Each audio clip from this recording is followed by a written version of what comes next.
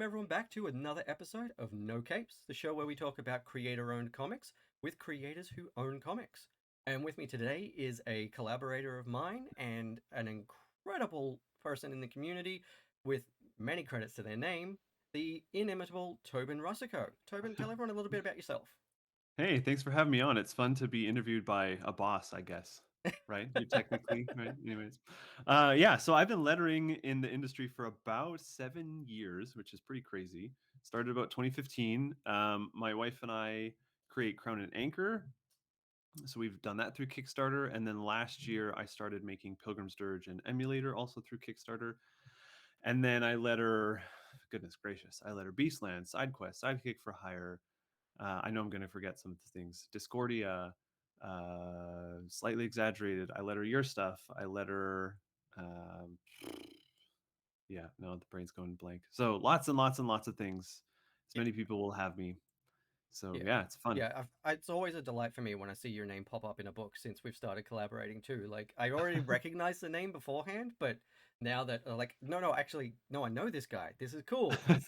It's great seeing names that I know and recognize pop up all the time. Mhm. Yeah, so that's been really cool, and we will definitely link like everything that Tobin's done in the descriptions, so you can all go and check it out.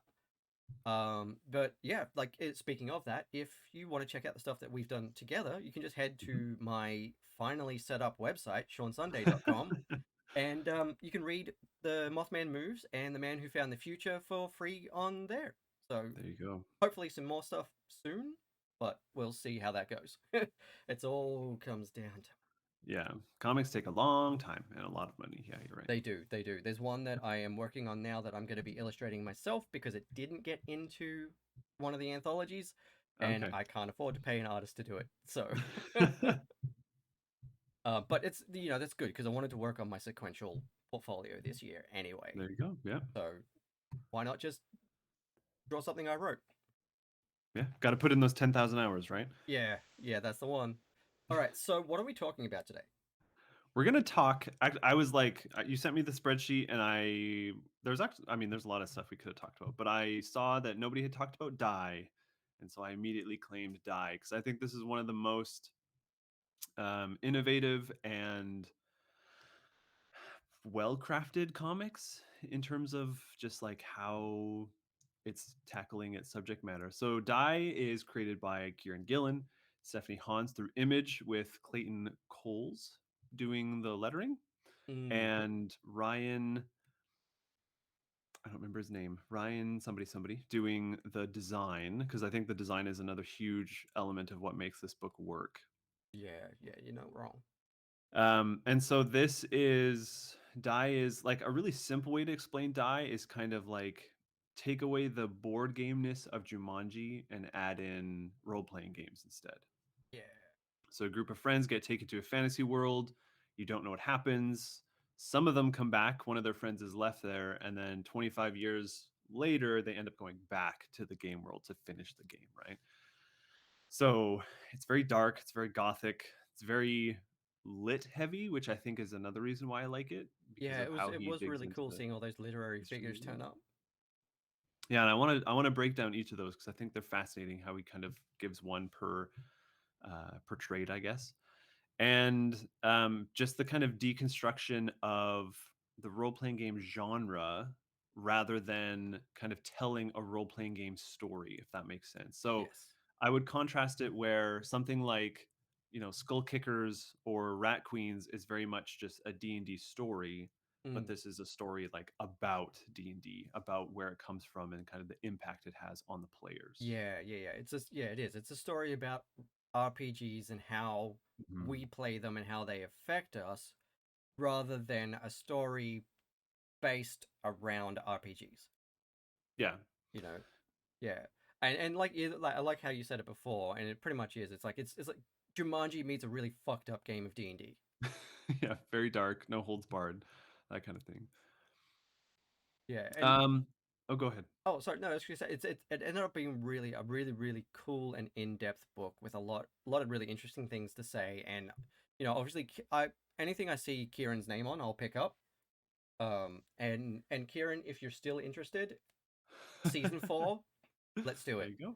Yeah. Um, Obviously, Kieran's really, really busy guy, so the actually trying to find time with his schedule is a difficult thing. And Stephanie, the invitation's still open to you. Let's talk for season 4. Stephanie was going to come on last season, but I had Oh, to no cut the way. season short because of other factors here. Right.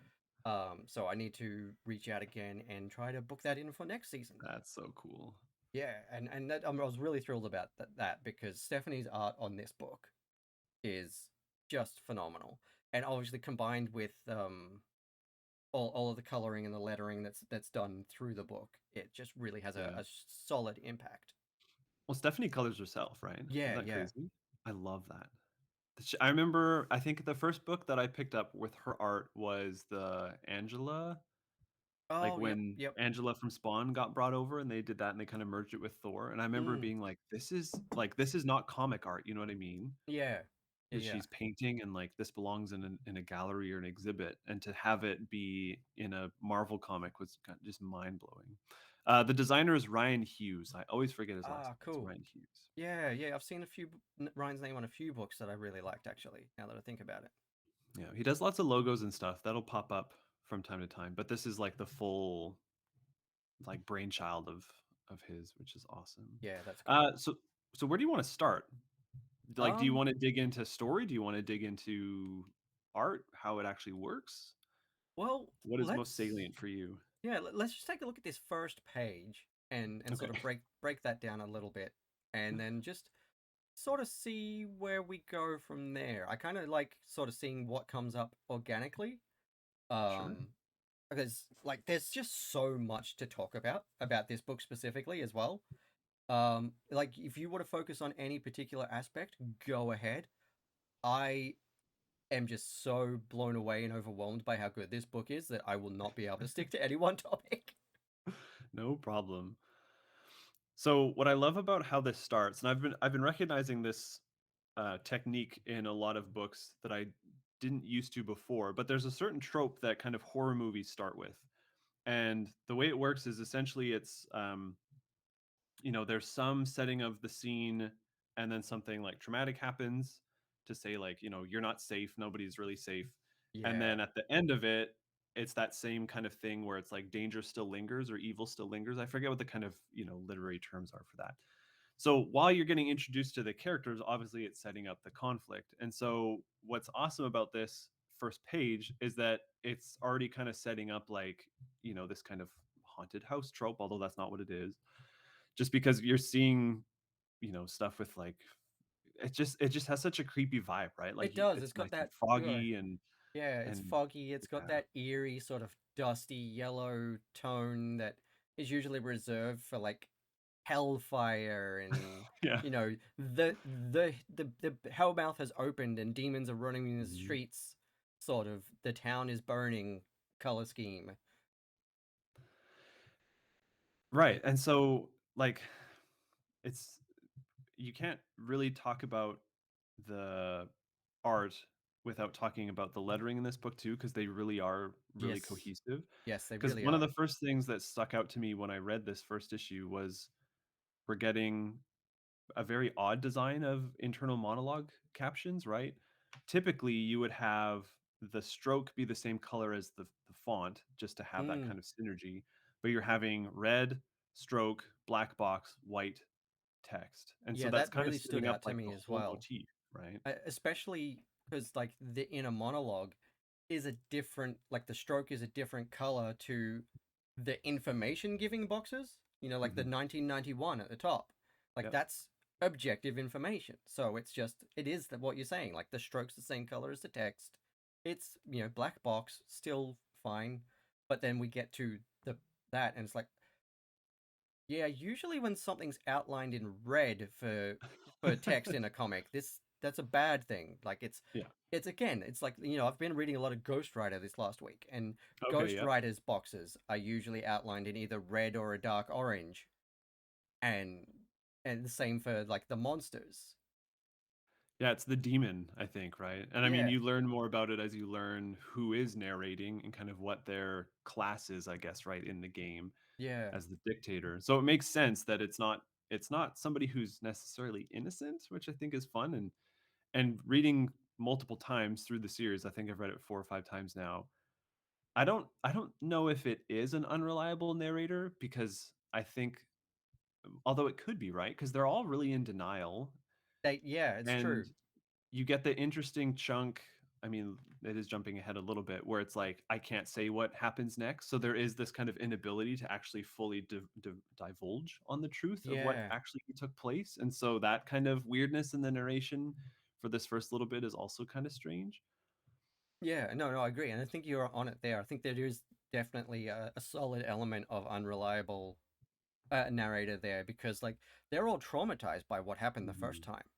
And, like, whether they're holding back on purpose or not, like, they don't even know because of that trauma, you know? Like, some of them are in denial, some of them have repressed memory of what's going on. And Yeah, I love yeah, it. it's really, really intense from the get-go. And something about, and this is just a general comment about comics, but something about internal monologue and that kind of narration is always really weird to think about, because it's like, where in the story is this taking place, right? So Yeah. you have, if I don't know, have you played Final Fantasy X ever in your life? I think yes, I have played. I haven't finished it, but I've played it. Okay, so Titus is narrating it, and then it comes to a certain point where, like, his narration from all through the game comes, and it lines up with like the present, what it's supposed to be the present in the game. And then after that, there's not really chunks of narration. It's all kind of active dialogue and cutscenes.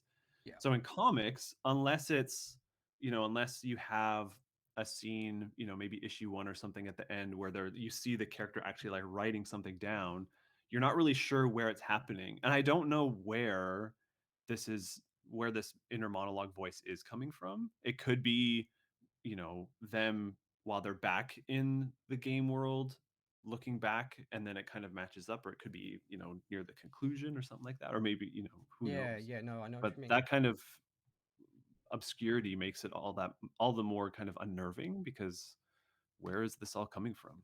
Yeah. Right? Yeah, and then that's it. Like, it's really hard to tell exactly when in their story Hmm. we're getting this narration from. And, like, do we ever catch up to the present? Or is this all, happening as it happens, or is this all self-reflection after the fact?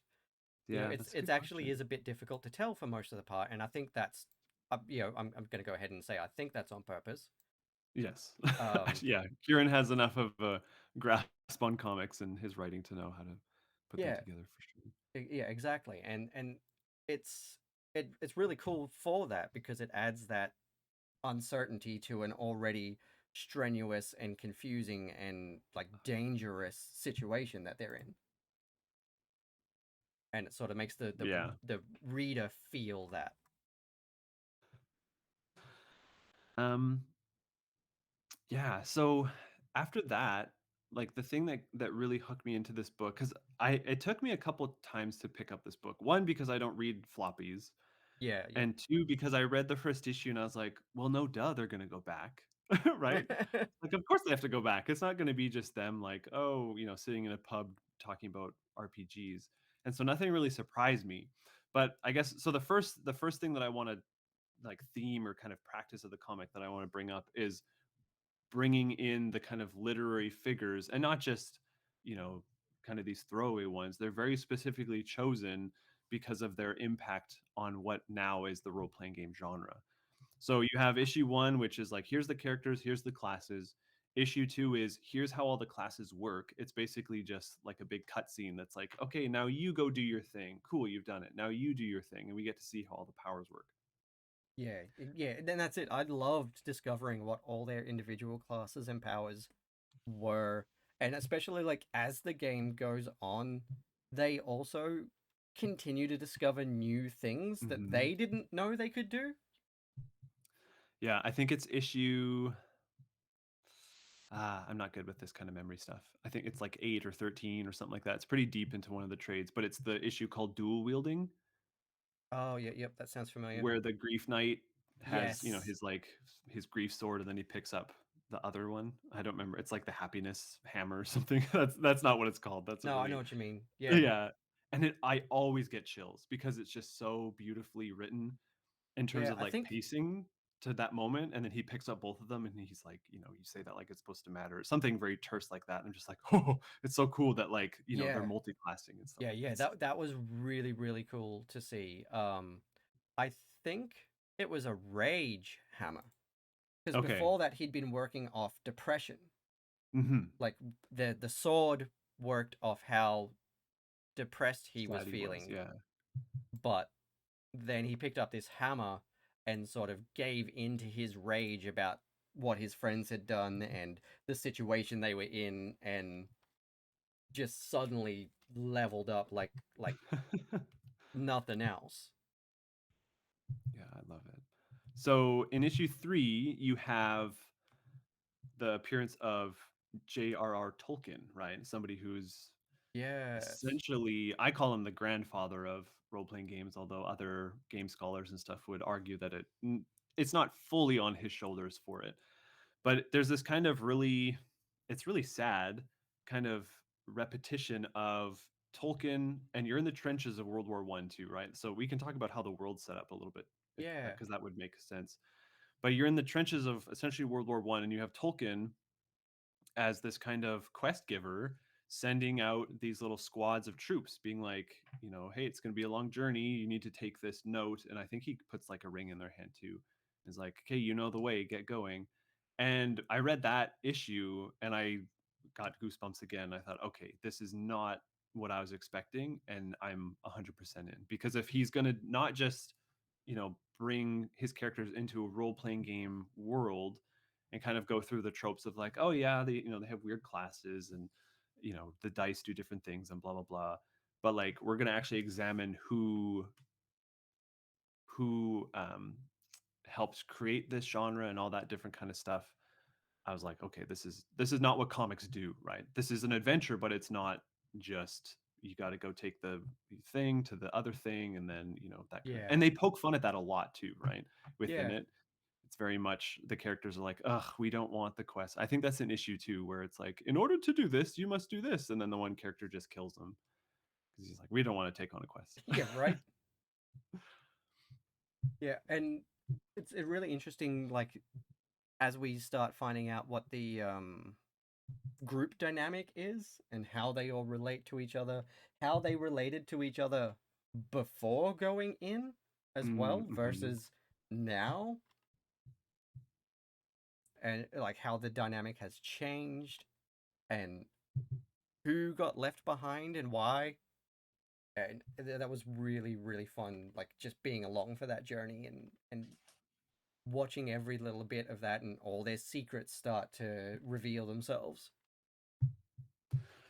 Yeah, that's probably the hardest part for me to get through. Like, I don't love drama just kind of in general, but even in my media, I'm like, I just want people to be happy and get along and stuff, I which know doesn't make for exactly great what you stories. mean. And so reading it, I was like, guys, just like say sorry. That's all you really need to do. Right communication. Yeah. But Robin and I are always saying when we're watching something, we get so frustrated when there's all this drama or people are, like it's an action movie or a horror movie and people are dying and stuff. And it's like, pick up your phone and send a goddamn text. That's right. A text message could have solved this problem. Yeah, but it's those kind of, whatever. Those Yeah. simple things that spiral out into all of it. So yeah, so you have Tolkien in issue 3, so like the first trade. The second trade, you have Charlotte Bronte, so the Yep. writer of Jane Eyre. And that one, in terms of kind of new information, that was the one that really sticks out. So Kieran in that whole trade introduces, like in the essays and stuff, introduces this concept of the paracosm. And I don't know if you've heard this before, if you've been playing role-playing games and stuff before. But paracosms are these kind of imaginative spaces or imaginary worlds that primarily children create Mm. as a way to kind of understand trauma, understand the world, and they, create these narratives and people in order to do that. And so Charlotte with her siblings, some of the younger siblings were doing that, and so that's kind of the other half of um, role playing games. Is not only is kind of the fantasy element that kind of Tolkien is credited for is part of it, but then also the just the imaginative, theater of mind. We're gonna go to this secret place and have an adventure, and through that, we're gonna understand things. So other paracosms that are really common are stuff like Narnia or Alice in Wonderland. So what is that? Wonderland, I guess, is would be the place. And then there's a couple others. Arguably not a paracosm, which is interesting. And then I think there's a couple others, but I can't remember off the top of my head. So that one was really cool. And then in trade 3, we have H.G. Wells because he wrote Little Wars. So that's Yep. kind of where the game element comes in, is we're going to gamify this. And then what I loved in the last trade is everybody thought it was going to be, oh, I should remember who it was going to be. But he kind of did this bait and switch where you end up getting Lovecraft Yeah. and you Yeah, I meet remember him. that. And so I can't remember right now who I thought it was going to be beforehand too, but then yeah, it ended up being Lovecraft. And was Lovecraft the musician in the story? the musician? There was, I think there was someone like playing a violin or something that was stuck there. Oh, I don't remember. Oh, I can't remember. This could be my ADHD brain playing tricks on me and combining You two merging books. maybe. It could be two books getting combined in my head right now. But there was something weird about him being trapped somewhere doing something, and I could have sworn he was playing a musical instrument. He could have been, because that last trade is really weird. Yeah, But no, like he like his eyes like scratched out. yes, that too. Yeah, yeah. Yeah. I think that's the same thing. I think Okay. it might not have been a violin, it might have been something else. But I just have this really strong memory of that, and I could be combining two books. I'll have to reread it and remember. But Yeah, the I last thought that trade was I don't really remember cool. too well because it's fairly new, I guess, at this point. But Yeah, and then that's it. I've gone back and looked through some of the early stuff again in prep for this, but the newest stuff my brain has lost again already because I yeah, haven't read it more that's than all once. good. Yeah. So I just love how he, and it's not very heavy-handed because it's only really one issue, maybe one and a little bit. Typically they're introduced, second to last or last page, and then you have kind of a whole issue talking about how they fit into the whole scheme of things. Um, so like Tolkien, it's like the quest narrative, it's the fantasy element, but then also a little bit of the kind of the combative nature of it, obviously because of Tolkien's experience in World War One. Charlotte Bronte is very much the imaginative space and like the complete immersion. He talks about in one of his essays in the back that he read how she would sit on the floor as a child, turn off all the lights or all the candles, and have a notebook, and she would sit in the dark with her eyes closed and like write her stories to be immersed to that level in her imagination, which is just mind blowing. Yeah, yeah, So that that's stuff's super cool.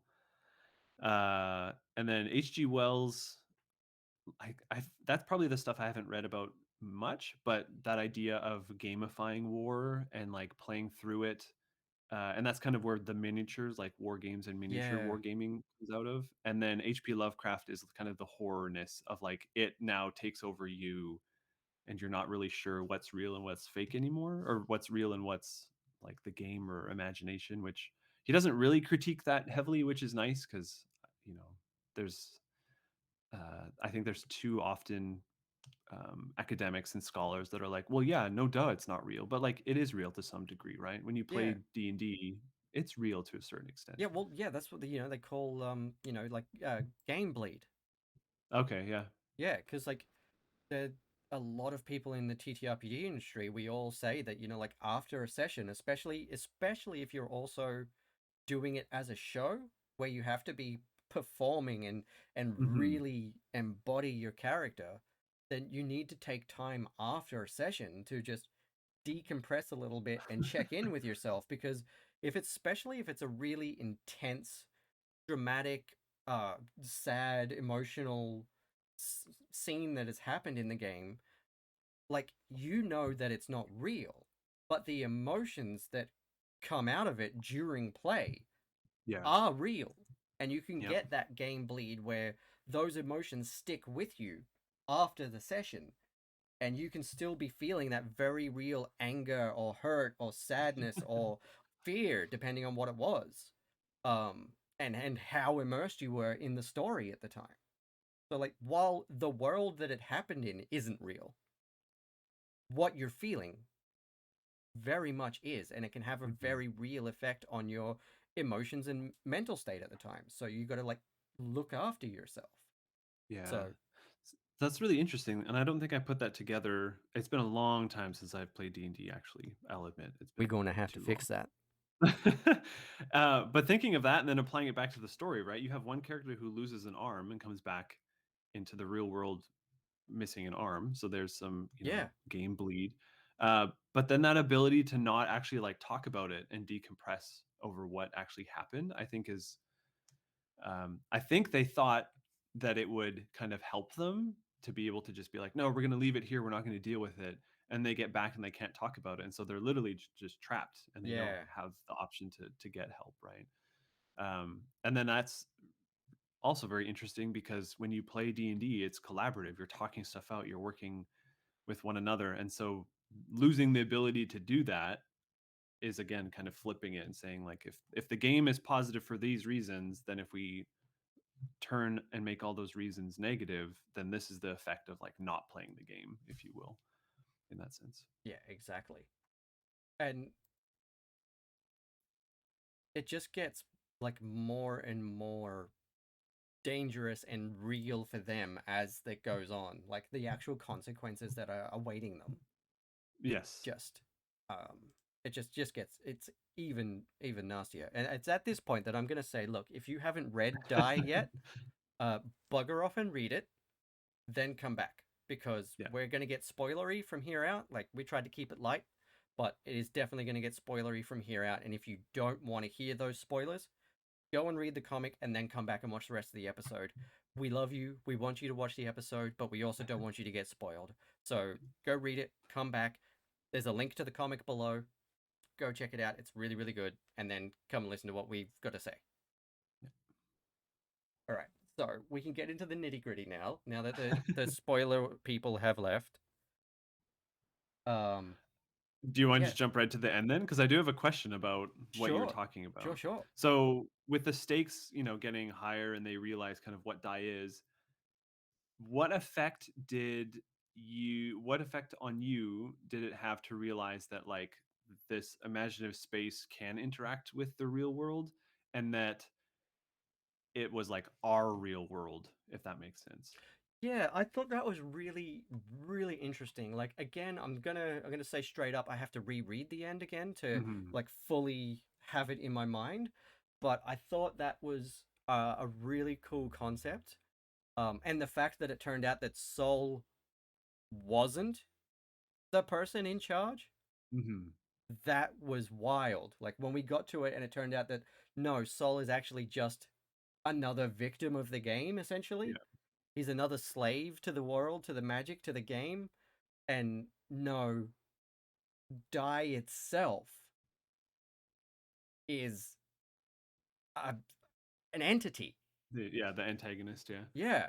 And like it creates for itself this D20 knight, which is a fucking brilliant piece of design.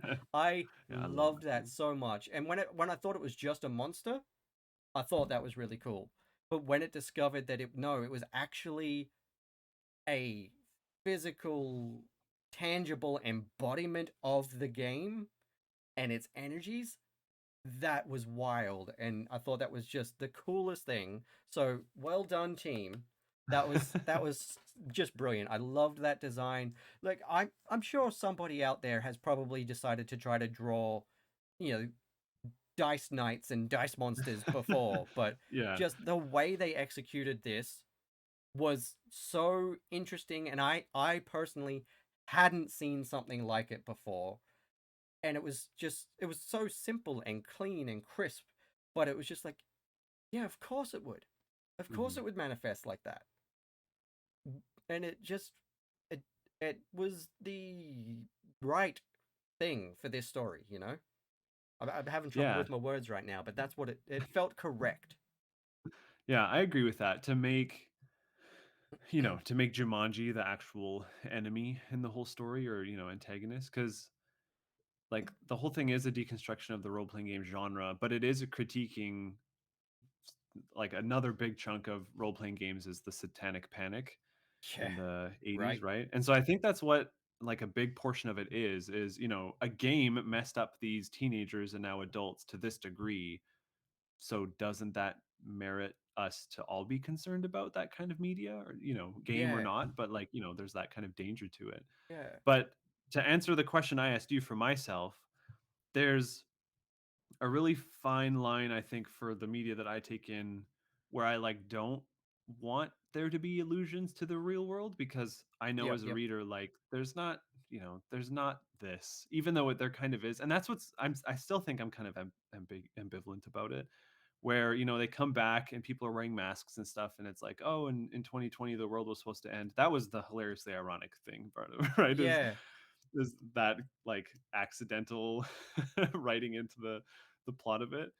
But, you know, this fictitious world that has the power to essentially destroy Earth, and then they come back to like what is real Earth during the pandemic and stuff. I was like, doesn't super work for me, because I'd rather just have it happen, like all my media that I take in, I'd rather have it happen in a world similar to ours, but not like, you know, and this is the president of the United States and this is, you know, these things. yeah, So I'm yep, like, but that's not really what happens.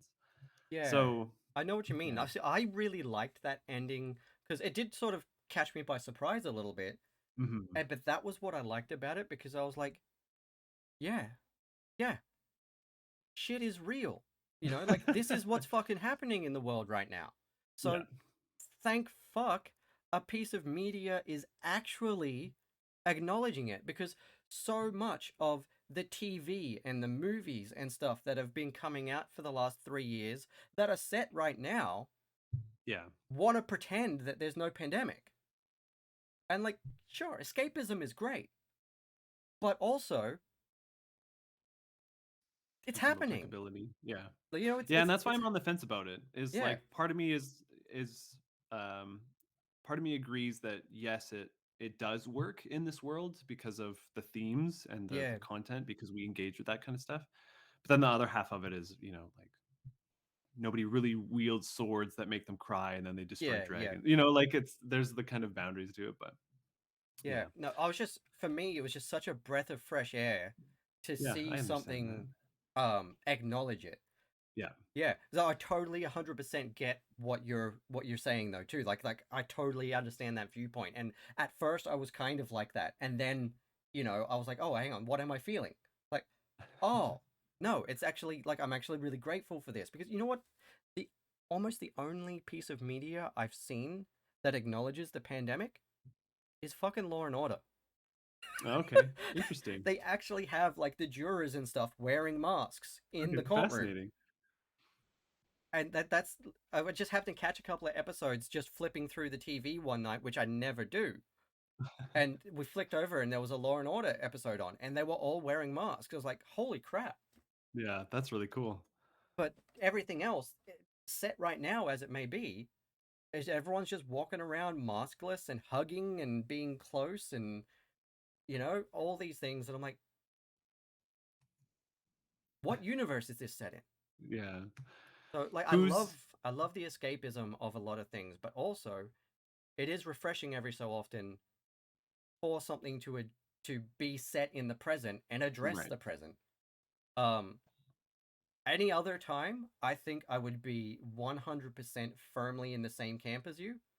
That like, yeah, no, no, this is some weird mythical, magical, mystical shit that doesn't happen. So, but yeah, like for me, this time it was such a breath of fresh air. Cool. But I've been in the exact same position for so many other books, and I'm not sure exactly why it was different for this one for me. I think it's probably because it wasn't heavy-handed. So as you were talking, it came to mind, you know, like stuff like I know in Fantastic Four when I used to read it, it's like, yeah, we're putting it on like FF book, right? They're trying to like make these illusions where they'll have like iPads, but it'll be, you know, not an Apple, it'll be like a pear or something Yep, like yep, that.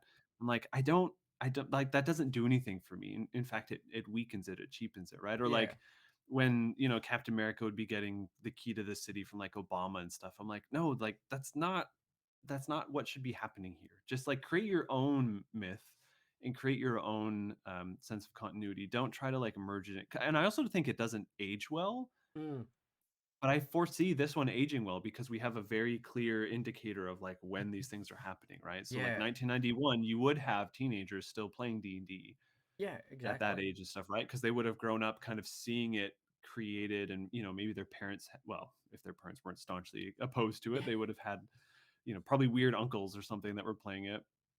So then they get into it, and then you know they're gone for however long, and blah blah blah. So I think that works better. And then again, just the complete oddity of it lining up where 2020, like the world did end in Yeah, a certain fashion, yeah, and exactly. it took that long. The predicted ending that everyone Yeah, was talking about didn't happen, but the world as we knew it yeah, is gone.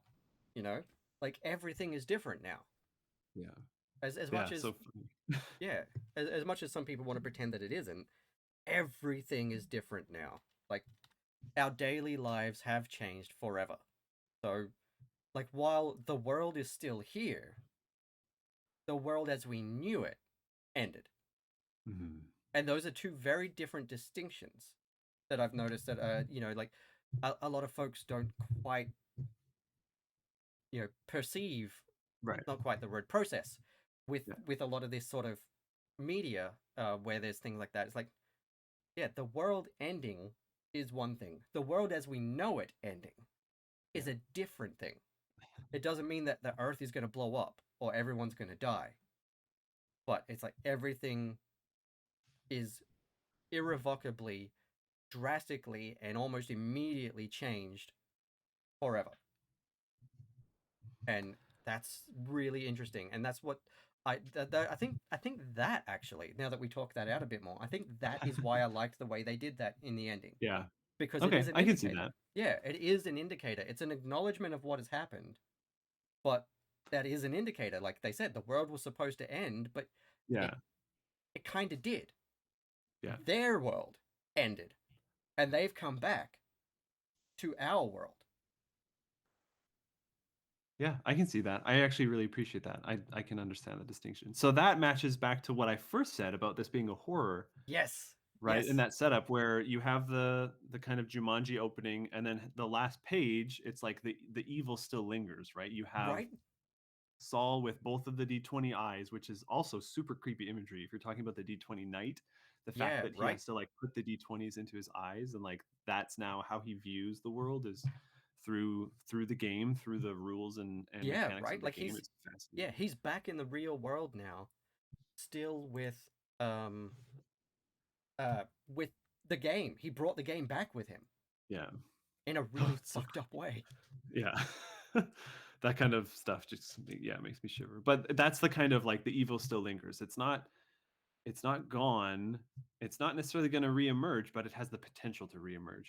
So Yeah, the other comic that did this absolutely perfectly, you probably didn't read it. It wasn't super popular or well received, I don't think, but it was a book called Severed.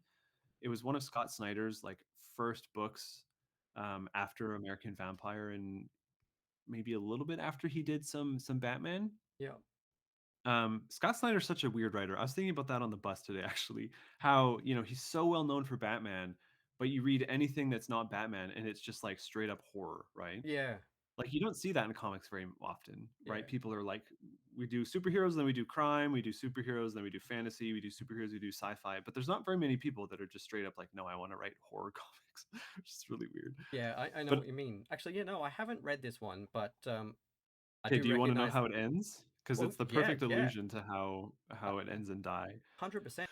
So the book is just this creepy horror book where these like kids run away from home, and there's this old creepy man that like hunts them down. I don't remember what the actual inciting incident is, but he traps one of them in this like abandoned house, and he cuts off his arm because he's going to eat them. I'm pretty sure he's a cannibal. Yeah.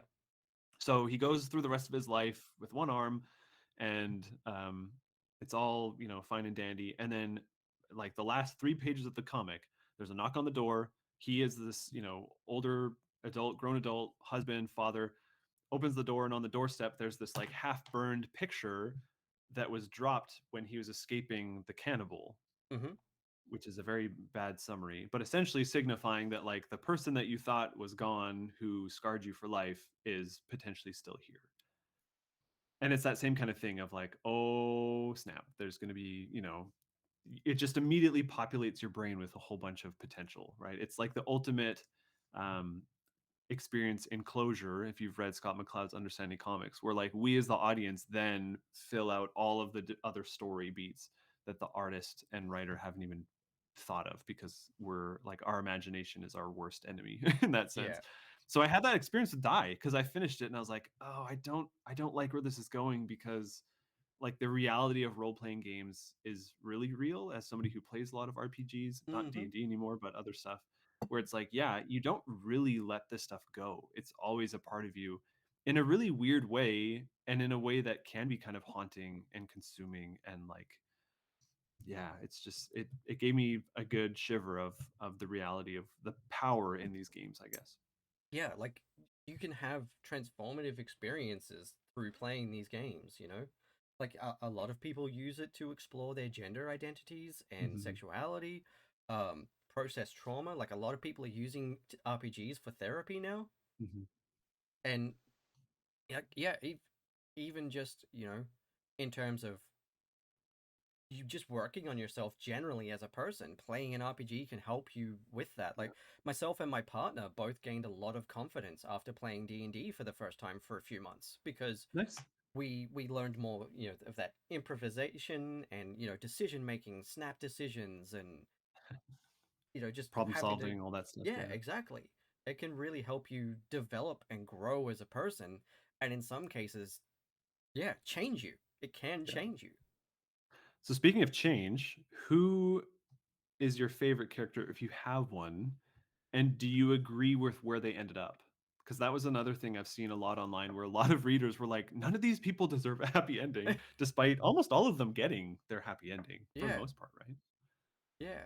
Um, I'm gonna say probably the Grief Knight. Matt, yeah. Yeah, I feel like out of all of them, he was the one who was the least an actual turd.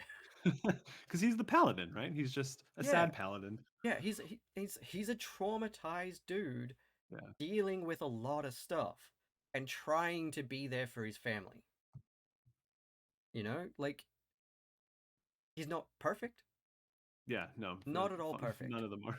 None, no, none of them are. But I feel like he was probably the one who, at his core, was probably the least crap before they went in.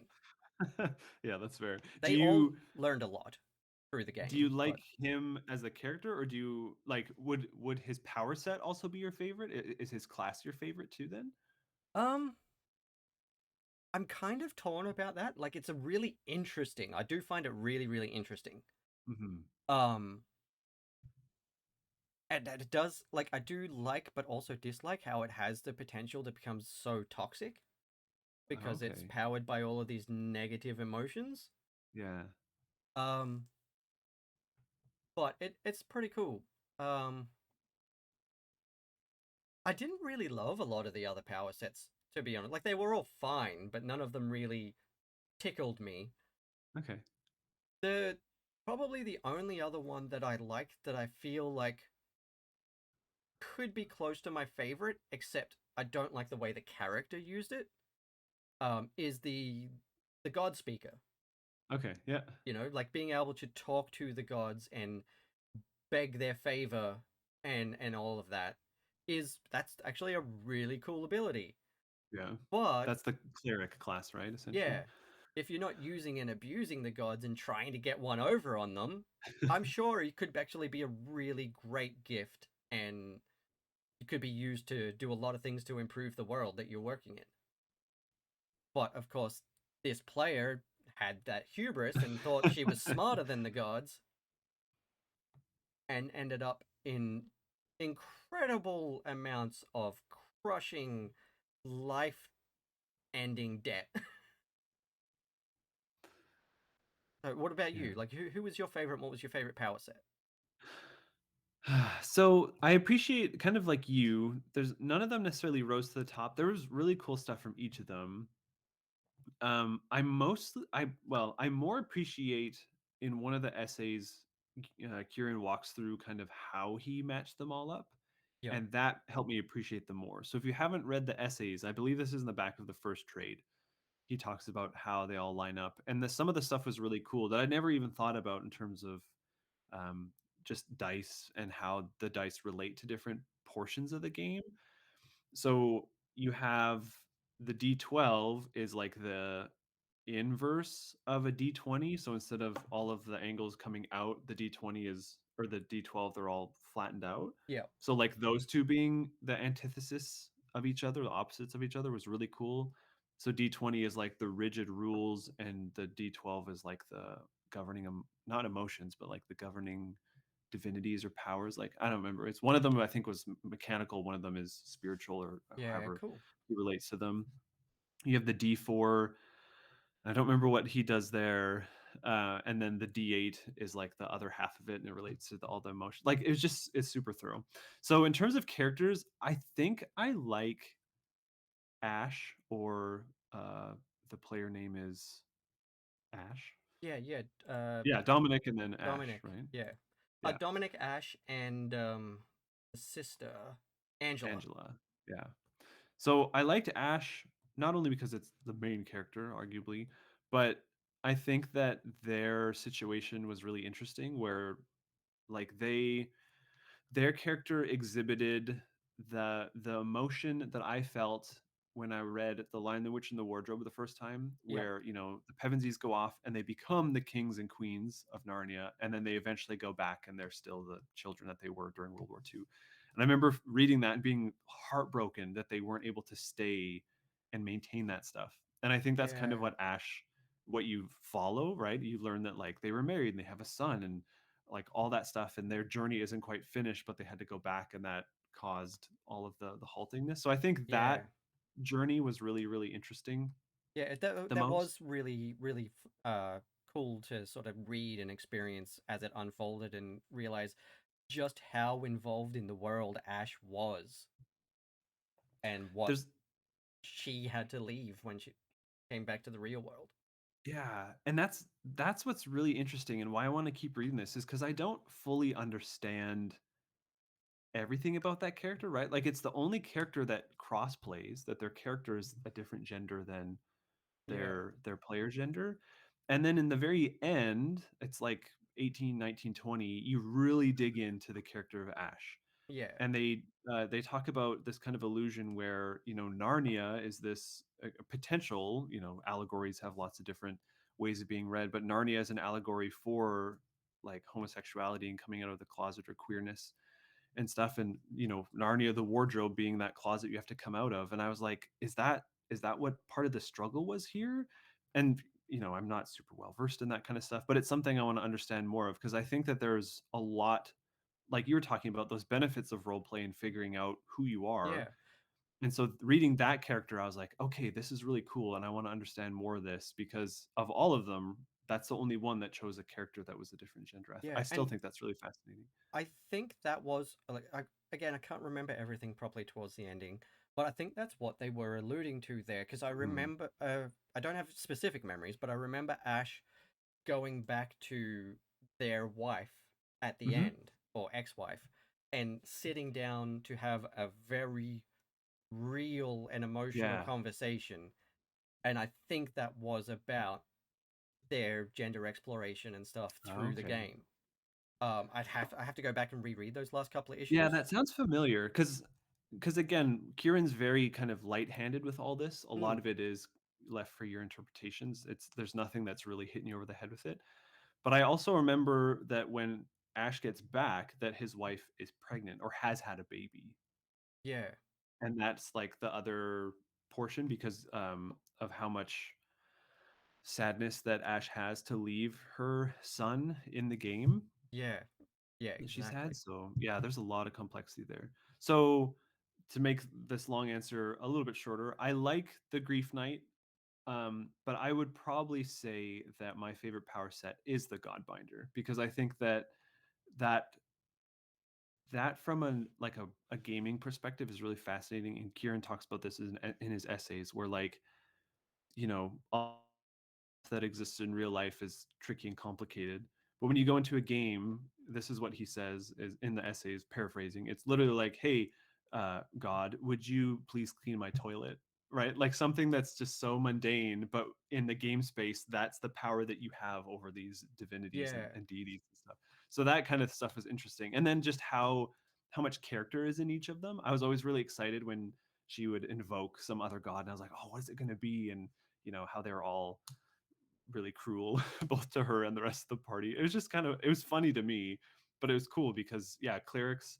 I talked to a really hardcore player, and they're like, yeah, nobody plays clerics anymore because they don't know how to role play like a religious person. And so having that kind of be flipped on its head, where the religion is not necessarily like being bestowed gifts, it's more demanding like favors and tasks. I think it's yeah, just really cool. It was very, very different than what yeah. I was And expecting. and honestly, that's more like how I would play a cleric if I was to play one myself. Like less of Yeah. a religious, like a warrior priest or something like that, but like just a warrior who has a relationship with this being. Yeah. Like clerics are just holy warlocks, to be That's true. honest. Yeah. Like not every priest becomes a cleric, and not every cleric is necessarily devout, Yeah. but Yeah, that's a good they point. they align themselves with these powerful eldritch beings for the sake of good. Mhm. Like if you want to go more in terms of a devout warrior with holy magic, that's your paladin. That's the paladin, right? Yeah. But a cleric is just someone who believes in this being, believes in good or bad, because there are bad clerics. Wait, there's bad gods, right? You have Yeah, the spectrum of them, exactly. right? Like, Yeah. and there's neutral. Yeah. There's neutral gods. So it's just someone who has a relationship with this god, but hasn't. It's not a pact. You know, that's the difference. Is unlike a warlock who's like, hey, I want to make a deal with you for some power. Let's make a pact, and Mhm. sells off their soul essentially.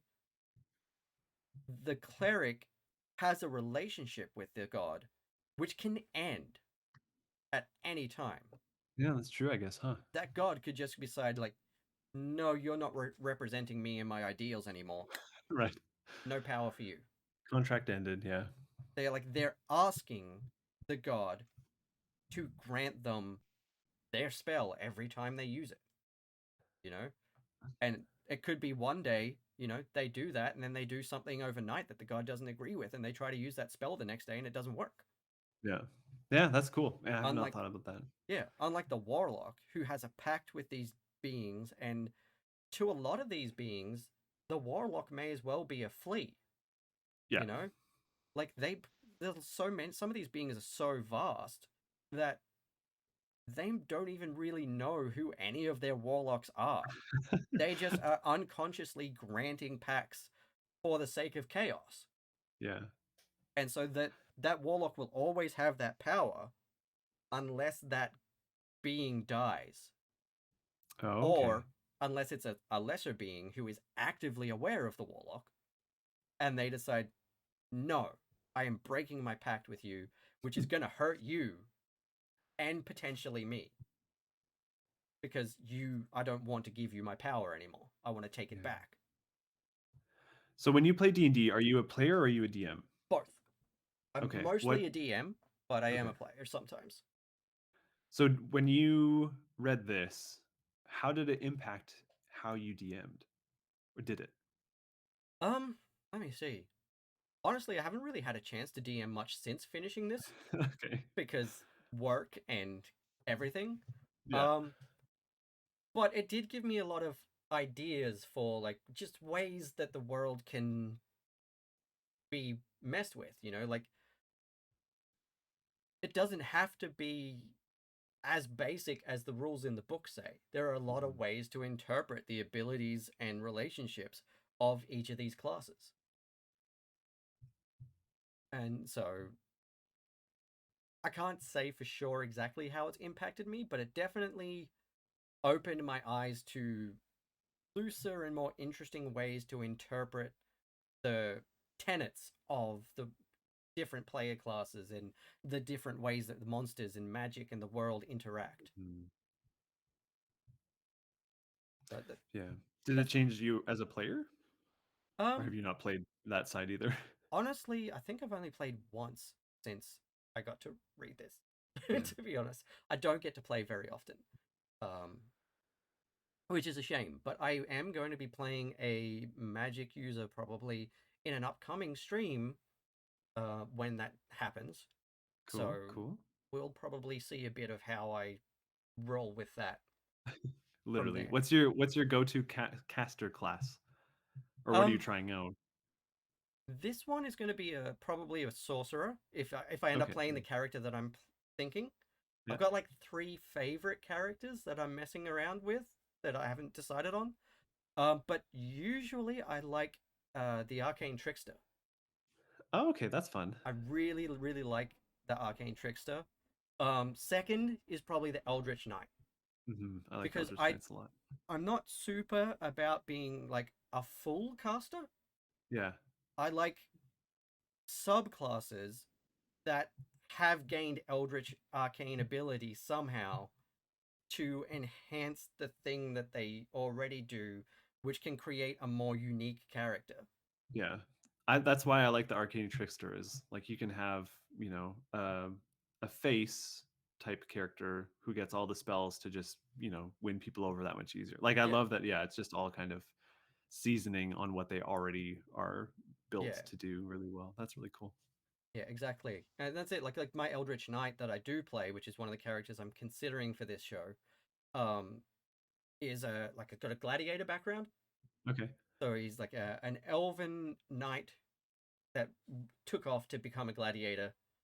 And so, because he's got that entertainer background and has fought in the pits and everything, Yeah. the magic that he's learned and taken on, there's only one offensive spell that he has, which Right. is Shocking Grasp. Yeah. And he channels that through his blade. So everything else is shock and awe and like combat enhancing stuff. Yeah. So, like, he casts Fog Cloud in the arena to make it easier for him to run around and get the drop on opponents. He's got Jump, so he can leap over an opponent's guard. And like Featherfall, so if he gets thrown by something or it's a multi-tiered arena, he can drop safely Nice. without That's super dying. cool. So he prefers to his offensive capabilities to be all him, but the magic is all about the show and Yeah. putting That on I the love best that. show that he can. That's super cool. Yeah, So, I love that. I love listening to people talk about their character builds because they do, everyone puts in so much more thought than I do to mine. funnily enough, I only started playing in 2018. So for me, it's Yeah, that's when I started from too. reading all of this stuff just gives me Mhm. wild ideas. Yeah, you just never play enough. That's what I found. When I was actively playing, like there was a time where I wanted to play so bad that we'd have like 3 or 4 sessions, different sessions, and we'd play like one on Monday, one on Tuesday, one on Friday, one on Saturday. And of course that just imploded because Yep. everybody's scheduling is so hard. But yeah. Yep.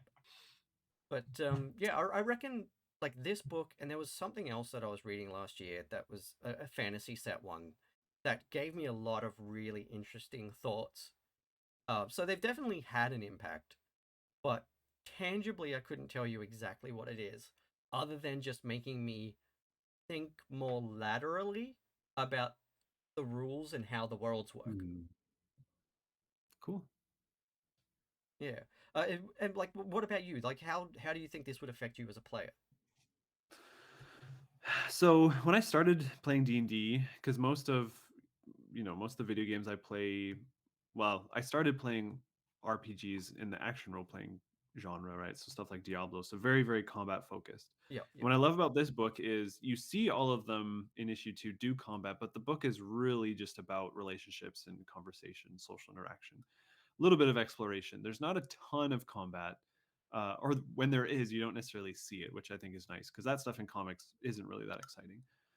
So probably just thinking about like what are my characters' goals and what Mm-hmm. are their flaws? Because I always, I'm always like, I'm gonna just design a really good combatant because that's how we get experience. But now thinking about a character that actually wants something but is unable to get it, and they're flawed, and that flaw hurts other people, because that's where all that stuff. I mean, that's the general premise of the book is that they're all Yeah. hurt basically from one another, and they all have to get over that, right? So thinking about that in terms of we want to role play a character who can create situations where that kind of drama and conflict happen, but then also can experience some kind of growth, because the character I played was very static, and when I DM'd, the characters were pretty static, right? Because I also think it's just people don't really know how to do that. Mm. Especially like they can recognize it if they're watching media, but to actually put yourself in the shoes of an entity that is starting at 0 and trying to get to 100, they don't necessarily know how to do that, and it's tricky. So focusing more on that as an objective rather than just I'm gonna get lots of 20s and I'm gonna get lots of crits, or whatever, trying to min max and blah blah blah through combat, Yeah, because no, that stuff gets boring really fast. I know exactly what you mean. And funnily enough, like outside of the very first rogue I created, because I'd never played before, Yeah. I've never thought about specifically the class and the stats when creating a character because of, my background in trying to work towards becoming a comics creator and just reading a lot and writing stories and stuff like that. My approach to creating a character has always been to come up with an idea for who this person is before I actually decide on a class and what stats I want them to have. So I'll usually fire up good old Hero Forge There you go. and just start fucking around with a cool concept for a person and then go, okay, so I've created obviously a rogue of some sort. They're kind of a thief. Okay, yeah, I've given them the nice loose white piratey type shirt, so they're probably a swashbuckler. Yeah. Um, let's have a bit more of a think about who they are and what they value, and then I'll roll. I like to do point buy or standard array. Mm. Um, and I'll put those stats not where I think are going to be the best for combat, but where I think are going to be the best for this character. Right. So Yeah. I've got a rogue who is also a warlock now, but he was just a rogue to start with, who was like a charming liar and like a sneak burglar. Okay. And so I put most of his stats into charisma and stealth, Yeah. like charisma and dexterity, so he can break Yeah. into places. And if he needs to, I'm gonna roll Talk his pretty way out. high to try to lie my ass off and get out Yeah. of trouble. But as a result, he didn't have a lot of strength, and I prioritized constitution over strength, so that he could Yep. That's fair. take at least one hit before dying and try to run away. So I didn't care about him being the strongest fighter, the most tough. I just cared about him being able to do the things that this character's personality is good at, and not die right away. When you play, do you play experience or milestone leveling? This is Um, something else I'm really fascinated with it lately. it's sort of I sort of do a bit of both. Okay. Like if we're playing low level to start, then I run off experience, but I don't just award the experience in the module. Like it's Right. not about killing. Yeah. Like if my characters decide that they're going to do something really interesting, like this, I've told this story a few times, but my partner in our first campaign, we were playing Lost Mines of Fandelver, Hmm. and I'm not sure if you've played that module, Yeah. but there's the Nothic Yeah. under the. So I was all set for a vicious combat encounter, and my partner was playing a half orc barbarian Nice. named Hera. That's what I was in that campaign. Yeah, except Hera subscribed to the Steven Universe school of conflict resolution. Oh boy. Okay. Of try to make friends with it first, tear it in Yeah. half if that doesn't work. So instead, they offered the Nothic a hug Okay. and asked if it had a name.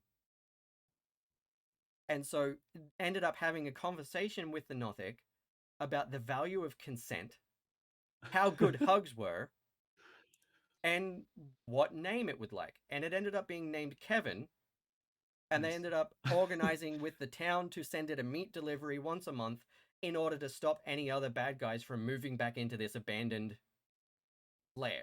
Mansion, yeah, palace or This was something. my first That's time hilarious. DMing ever, ever DMing, and I had to end up going like they threw this complete and utter curveball at me when I like locked myself into combat mindset. Then I was like,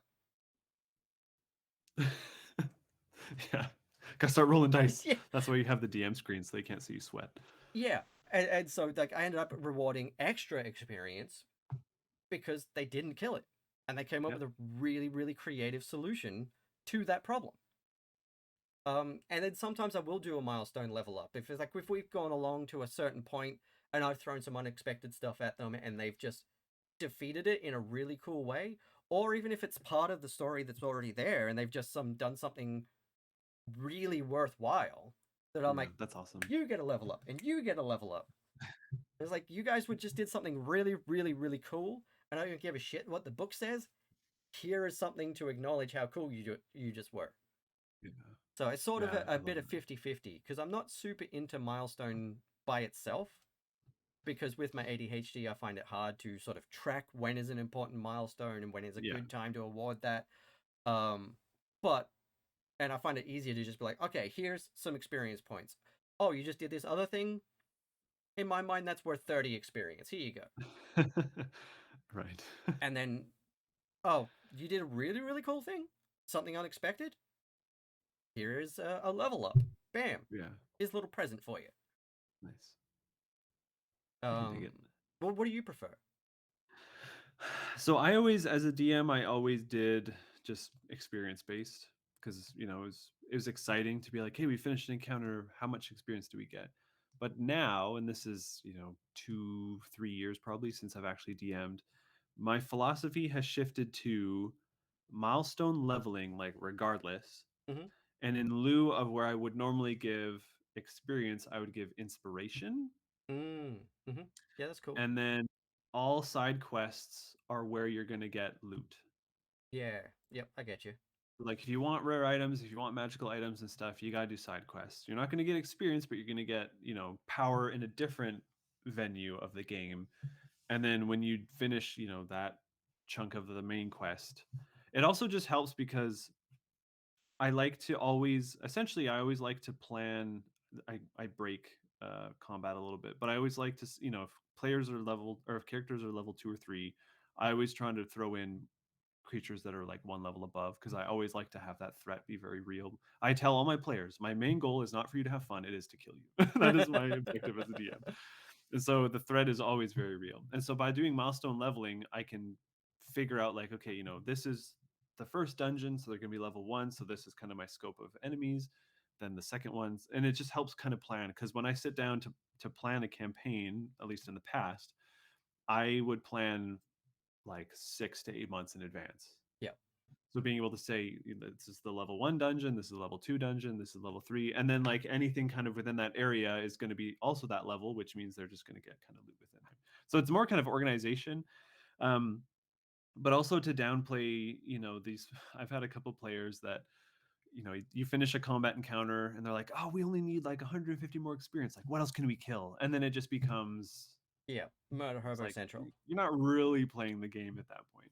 But then also, yeah, the stuff like rewarding inspiration or other mechanics that are kind of underutilized to be like, you did something really cool. Here's something for next time, and whether they remember to do that or not, who knows? I've given out so much loot in all of the things that I've played, and only twice people have actually used like a potion or a spell scroll or something like that, right? Yeah. So sometimes you just can't win when you play these games or when you DM, especially. It's hard to. Yeah, no, I know exactly what you mean with that. Like, especially sometimes when you're planning traps and things too, and puzzles. Yeah. Sometimes a player can really throw it for a loop. Yeah. I had to like ham fist to a player, like, you have the solution to this in your backpack. Yeah. It's always so hard. I mean, I haven't been on the player end too much, but like trying to solve those problems as a player is really tricky. And then as a DM, you're like, it's so obvious, but it's obvious because either you Yeah, because you created it wrote or it. you have the answer. But yeah, that's really funny. And look, I'm honestly also really looking forward to playing the Die RPG sometime. I've got to get a copy of it. Yeah, that is a really interesting to think about, a thing to think about, that it's actually playable. I've tried to find it. I've tried to find the beta, and I never have luck trying to I find think his I've got a websites and copy of stuff. that free beta they released on my computer somewhere, but I definitely want to get a hardcover copy of it Yeah. eventually because it looks incredible. It looks so good, and I definitely want to look. I don't know if I want to run it, but I do want to play it. Hmm. And that's my thing with other systems is like I've only got the brain capacity to learn one, maybe two systems at a time, but I'm happy to play any system. Yeah. I'm happy to give a shot and try playing anything, and I'll pick up the basic rules as a player good enough to play through it without too much trouble. But running a new system is an entirely different thing. Yeah. So I don't know if I want to run it, but if someone wants to run it for me, There you go. so we're approaching the hour. I've really enjoyed talking about this book with you because I've been wanting to talk about this book for a while, so I was really stoked when you picked it. Um, what have you got? Look, I'm not sure exactly. I'll say I'm not sure exactly what date this episode is coming out. So, what have you got coming out in the near future? What's already available that you really want people to check out?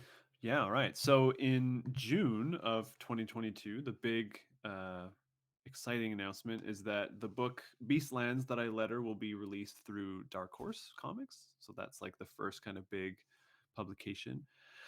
At least of something, that big. It'll be the first volume. So that's fun. And then so that's in June. So sometime around there, I'm still not super sure the date because I don't want to start creating anything until the work is done. But Pilgrim's Dirge #2 and Emulator #2 will be this year. And then last fall we kickstarted Crown and Anchor Book 2, so that will likewise be shipping out in the summer. It's going to be a very busy summer apparently with comics. Yep, Everything's stacking up. Yeah, so if you want to read anything, you can go to racicot.art and all the links are there. Crown and Anchor is free to read on, we put it out on all the web comic platforms, so you can search Crown and Anchor. Comic probably is helpful to include in there too. You can find all that stuff. And then, yeah, there's going to be more side quests. There's going to be more sidekick for hire. There's going to be more slightly exaggerated. There's, I think I'm still behind a bit on Discordia. There's one issue that needs to be lettered pretty soon. And there's a whole bunch of stuff. Juniper, that's coming out through Scout. There's going to be more of that soon. awesome. Or Scoot, I guess. It's the Mhm. the junior imprint of it, which I think is hilarious. Oh, Yeah, there's tons of stuff. But that's my great. own stuff, it's all gonna be Kickstarters in the summer. Awesome. Well, I will link all of that in the description below, and whenever one of your Kickstarters comes out, the viewers, will be able to find that in the links. I'll edit the description and add the Kickstarter to like the top, so you'll be able to see whatever is active at the time. Um, yeah, but that's really great. I'm excited for more side quests. I've already done an episode with Grant this season. Oh, lovely. Not sure if that episode is out for you to watch yet because I don't know what order these are coming out in yet. But there is an episode with Grant, which is really cool, and I'm really looking forward to reading more of that. As am I. I don't read it until it's lettered, which is really funny. Yeah, So that's when I was lettering the first issue, I yep. think he was like, "Here's the script, you can read it." And I was like, "Yeah, yeah, yeah. I already know I'm going to letter it." So I was going through the pages lettering it, and that's how I find out the story. And it came to the last scene where the transition between worlds happens, and I was like, "Holy cow!" I remember getting goosebumps. Yeah, awesome. Special, so it's super Yeah, fun. that's it's good when something like when you're involved in something that makes you feel like that. That's really Yeah. cool. Yeah, that Awesome. was really And fun. also, obviously, where can people find you? Well, I don't do a whole lot on Twitter. I mean, I don't post much anymore. I did a month long, like, these are cool Yu-Gi-Oh cards in December last year, and I'm trying to think of something else to do this year. I had something, but I don't remember what it was. I'm trying to figure out something. But yeah, I don't do much. But Twitter at Toben Racicot, Roscoe.art. We have an active newsletter. I guess that's the main thing we should promote. So Roscoe.art, and sign up for our newsletter. You get videos from me talking about how our comic creation process works. We've been doing kind of this history of where the Crown and Anchor character designs came from. We're going on a couple of trips this summer, so there'll be some vlogs of where we go and fun stuff like that. And then I think that's it. Yeah, those are the two main places at least. So. Sounds good. You'll be able to find Toben's links all through below so that you can go and check out all the work and get involved with stuff on the socials and watch those videos, which is really, really cool. And of course, you can find me at BrainBeast Sean on Twitter. BrainBeast Studios pretty much everywhere. And you can find No Capes itself on Twitter, Instagram, and Facebook now. And if you really like the show and you like what we're doing here and you want to help me keep making more of it, please consider signing up to Patreon. If you want to help me make more comics, the comics that we talked about at the start that I'm too broke to make, as soon as I hit like $150 a month on Patreon, I can start doing a page a month of the comics that I'm specifically working with other artists. Nice. And I got like 7 of them in the pipeline. So if you want to be involved in that, get to see early peeks at the scripts, early peeks at character concepts and stuff like that the public aren't going to get to see. You're going to be able to find all of that stuff on Patreon. And of course, you will get to see the episodes of No Capes 2 weeks before everybody else does. And you'll get to see all of the stuff that doesn't make it to the final edit.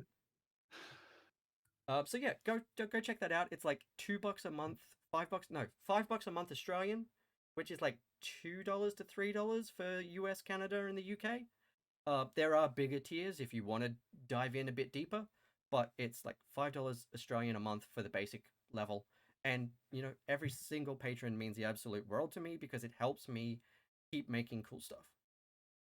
But yeah, that's where you can find me. And please like, subscribe, maybe comment on the video below so that we can. Yeah, let us know what you thought of Die and what Yeah, role-playing exactly. games you play. Tell us, yeah, again, like, answer Toben's questions. Like, they were really good questions.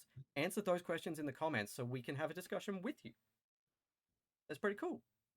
But yeah, this has been No Capes, Season 3. I'm almost finished recording it, so hopefully it'll all be out soon. But thanks for sticking around for Season 3. But this has been No Capes. I've been Sean Sunday. This has been Toben Racicot. And until next time, keep reading comics, stay safe, be kind to each other.